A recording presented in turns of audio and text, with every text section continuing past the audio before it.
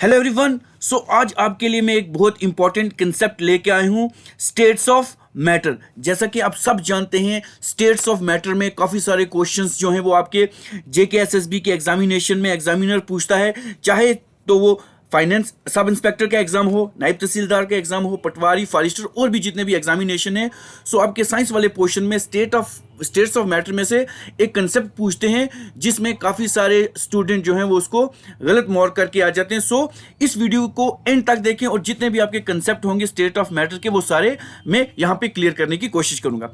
सबसे पहले अगर हम देखें, हमारे पास स्टेट्स ऑफ मैटर में एक हमारे पास आता है सॉलिड, लिक्विड, गैस, प्लाज्मा और एक हमारे पास होता है बोस-आइंस्टाइन कंडेंसेशन मॉडल। ठीक है जी।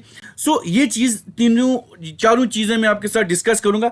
अगर सबसे पहले हम देखें सॉलिड जब डायरेक्टली गैसेस में स्टेट में कन्वर्ट होता है तो उस टर्म को हम क्या कहते हैं, सब्लिमेशन। तो ये भी एक बहुत इंपॉर्टेंट कंसेप्ट है जो एग्जामिनर पूछता है।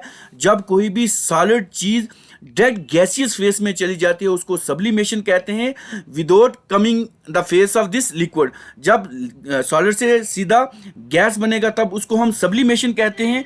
और जब हम देखें, जब हमारे पास गैस है, जो हमारे पास गैस है, जब ये गैसियस स्टेट डायरेक्ट हमारी सॉलिड स्टेट में कन्वर्ट होती है तो इसको हम क्या कहते हैं, डिपोजिशन। याद रखेंगे, ये कंसेप्ट पूछता है एग्जामिनर, तो ये भी बहुत इंपॉर्टेंट है। गैस जब सॉलिड में बनेगा, कन्वर्ट होगा तो उसको हम डिपोजिशन कहते हैं। ये कंसेप्ट आ गया।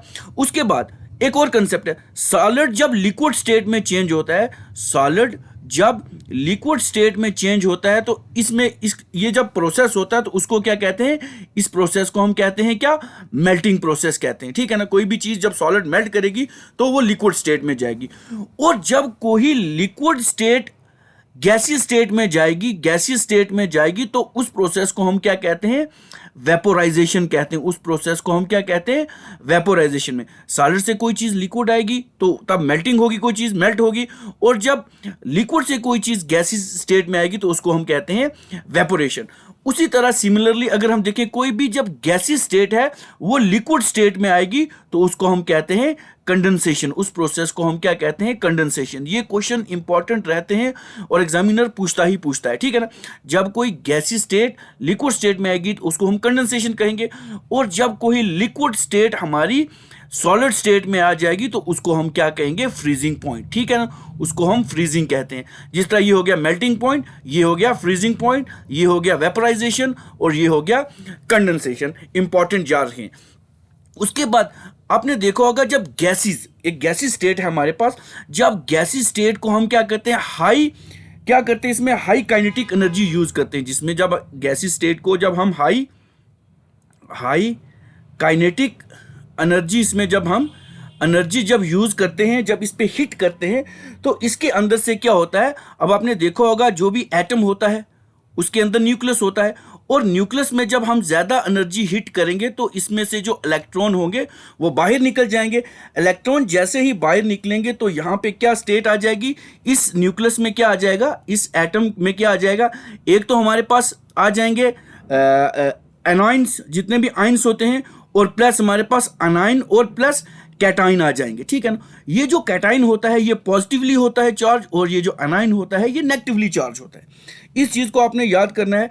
और जब ये दोनों चीज़ें किसी भी गैस में आ जाएंगी, मतलब किसी भी गैस के एटम में आ जाएंगी, तो इसमें क्या होगा, एक तो हमारे पास आ जाएगा क्या, इलेक्ट्रॉन। ठीक है ना। ज़्यादा एनर्जी जब हिट करेंगे तो इसके जो ऑर्बिट में है, एक तो हमारे पास आ जाएंगे कैटाइंस और एक आ जाएंगे अनाइंस। और जब ये कैटायन और अनाइन आ जाएंगे, जब गैस आयनाइज्ड हो जाएगी, जब गैस को हम ज़्यादा आयनाइजेशन देंगे तो ये प्लाज्मा बन जाएगी। याद रखें, प्लाज्मा बन जाएगी। और यही प्लाज्मा को जब हम डी आयनाइज्ड करेंगे तो ये क्या बन जाएगी, फिर से गैस बन जाती है। ये बहुत इंपॉर्टेंट है कंसेप्ट जो आपके एग्जामिनेशन में आते हैं, ठीक है ना। प्लाज्मा जो होता है, plasma is not so generally seen in the form of this matter. So plasma क्या करती है, इसके जो पार्टिकल्स होते हैं, ये जो प्लाज्मा होता है इसके जो पार्टिकल्स होते हैं that consist of extremely high energy. So या तो हम इसको इलेक्ट्रिसिटी से हिट करेंगे या ज़्यादा इसमें एनर्जी हिट करेंगे तो क्या होगा, इलेक्ट्रिसिटी या कोई भी टेम्परेचर ज़्यादा यूज़ करने से जो आयनाइज्ड नोबल गैस होती है वो क्या हो जाती है, एक ग्लोइंग साइन हमें देती है, ठीक है ना। So which is essentially a plasma, जो क्या होती है, जिसको हम क्या कहते हैं, प्लाज्मा कहते हैं, प्लाज्मा कहते हैं। ये भी एक बहुत इंपॉर्टेंट कंसेप्ट रहता है।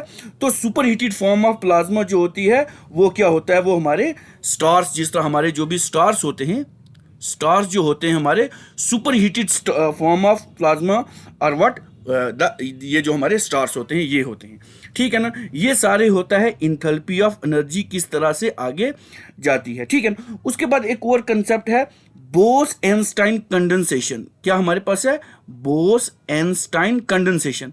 जितने भी व्यूअर्स इसको देख रहे हैं वो मुझे देख लें, ये जो बोस-एनस्टाइन कंडेंसेशन है ये किस ईयर में डिस्कवर हुआ है, ये हमें जितने भी व्यूअर्स हैं वो कमेंट बॉक्स में इसका आंसर देंगे। सो ये एक बहुत इंपॉर्टेंट कंसेप्ट है, ये आपके एग्जामिनेशन में आता ही आता है। सो इस वीडियो को पूरा देखें और अपने जितने भी और व्यूवर्स जो एस्पायरेंट्स अपने JKSSB एग्जामिनेशन की तैयारी करें उनके साथ भी शेयर करें। और हमारे चैनल और इस वीडियो लेक्चर को आप क्या करें, लाइक कर दें और अपने फ्रेंड्स के साथ शेयर करें एंड मोस्ट प्रोबेबली हमारे चैनल को सब्सक्राइब कर दें। So with this thank you very much, मिलते हैं नई वीडियो के साथ। Till then bye bye.